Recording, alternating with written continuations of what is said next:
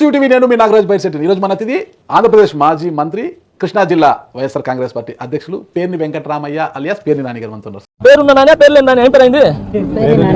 పేర్లు నాని. ఎలా ఉన్నారు సార్? ఫైన్. ఇప్పుడు అలాగే ఉంటుందా?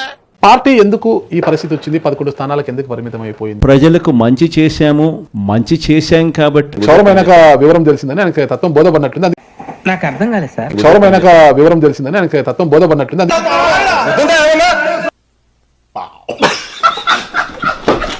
నేను కూడా చెప్పాను, జగన్మోహన్ రెడ్డి గారు ఫెయిల్ అయింది ఎక్కడయ్యా అంటే మాతో. ఏంటాది గారు ఎంత పని జరిగింది? మహా దుర్మార్గులు అందరూ కలిసి మిమ్మల్ని ఈ స్థితికి తీసుకొచ్చి వదిలేశారే.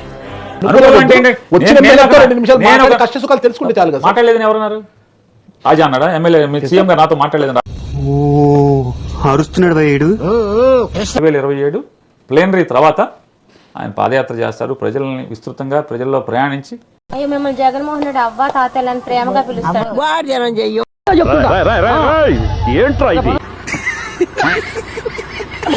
ఈ 5 ఏళ్లలో ఈ సమాజంలో మార్పులు ఏమొచ్చినాయి? అన్ని భోగవేషాలు చేశాడు, అట్ట రాజ్యం అంతా అట్ట నాశనం చేశాడు. ఇప్పుడు తలుచుకుంటే తమాషాగా ఉంది. నేనున్నానే పెద్ద ఎర్రుండి. ప్రతిదీ తేల్చుకుంటారు. ఎందుకంటే రాబోయే ప్రభుత్వంలో మనం ప్రజలకు ఏం చేయాలి. ఈ ఏడుగో వాడే వస్తే మనం కూడా బతికే వాళ్ళం కాదు. Intelligent fellow. ప్రజల ఆలోచన సరళిలో మార్పు ఏమొచ్చింది, పరిష్కారాలు ఏంటనేది కళ్ళతో చూడటానికి, తను అనుభవించటానికి అంటే చూడటానికి కోసం ఆయన వెళ్తాడు ప్రజల మధ్య.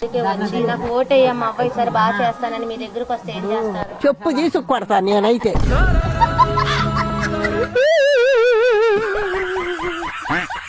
పరిస్థితి బాగోలేదు, నేను ఓడిపోతే బాగుండదు అని ఆలోచించి కొడుకుని దింపాడా, లేదా నిజంగా కొడుకు భవిష్యత్తు కోసమే ముందస్తుగా నిర్ణయం తీసుకొని పక్క తప్పుకున్నారా? రే నాగరాజు, ఆఖరిలో ఖాయం చేసుకోరా.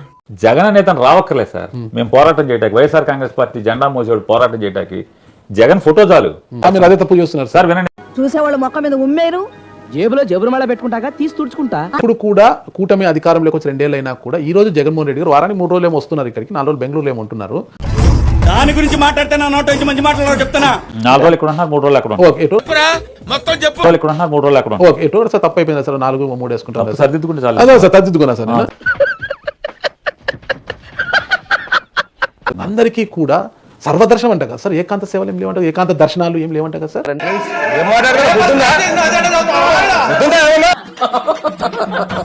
అని చెప్పినాడు ఎవడన్నా ఉంటే. వచ్చిన వాళ్ళందరికీ కూడా సర్వదర్శనంలో కాకుండా సర్వదర్శనం, మీకు సర్వదర్శనం కావాలంటే సర్వదర్శనం, ఏకాంత దర్శనం కావాలంటే ఏకాంత దర్శనం.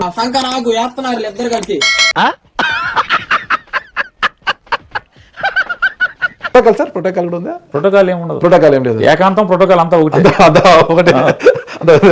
నాలా మంచోడుగా నటించే వాడిని చెడ్డోడిగా నిరూపించడం చాలా చాలా కష్టరా. పోటీ చేయరు సార్ మీరు? ఎంపీగా పోటీ చేయరు? చేయమని అడుగుతున్నారు కానీ చేయట్లేదు. చేయట్లేదు, చెయ్యను చేయనే చెప్పేది. చేయట్లేదు కదా సార్. బలవంతం చేస్తావేంటి? ప్రభుత్వంలో ఉన్న సీఎం దగ్గరికి పోయి స్టేషన్ లో కూర్చొని అసలు మాట్లాడుతుండేది ఆ రోజు మీరు అసలు పార్టీ యూనియన్ నోటీస్ గురించి. నాగరాజు గారు లాంటి చాలా మంది మేధావులతో తిరిగి చట్టాలు రూల్స్ అన్ని నేర్చుకుని మాట్లాడతాం. ఈ పంచింగ్ పలక్నామాకే పంచా చెప్తా. నిజమైన విలేకరు అయితే, విలేకరు ముసుగులో బోకరేజ్ చేయటానికి లేకపోతే తప్పుడు పనులు చేయటానికి వచ్చినోడు అయితే మాత్రం అధ్యక్ష అతను నా గురించే మాట్లాడుతున్నాడు. ఎక్రిడేషన్ కార్డు కూడా డబ్బులెట్టి కొనుక్కునే దొంగ విలేకరులు ఉంటారు. నేనేనా? గోదాములో బియ్యం మాయం చేశారనే కేసు నమోదైనా, పోలీస్ స్టేషన్లకు వెళ్ళి సీతో వాగ్వివాదం దిగినా, ఎందుకు ఎలాంటి చర్య లేకుండా అరెస్టులు లేవు? ఏంది, ఎవరు కాపాడుతున్నారు పేర్ని నాని గారిని? అవసరమా అధ్యక్ష? ఎక్కడో పవన్ కళ్యాణ్ గారికి పేర్ని నాని గారి మీద అంటే ఒక ఇష్టం ఉంది పాపం. మీది తినాలి, మాది తినాలి సార్. ఇలాంటి డ్రామాలు నెవర్ బిఫోర్. ముఖ్యమంత్రి హోదాలో ఉండి సమాజానికి చీడపురుగు లాంటి ఒక సీమరాజా లాంటి వాడితో భుజం మీద చేసి తిరిగి బోరగడ్డ నీళ్ళతో కూర్చొని మాట్లాడితే, ఎక్కడో క్లబ్ లో కలిస్తే మాట్లాడుకుంటే రెడ్ లైట్ ఏరియాకి వెళ్ళి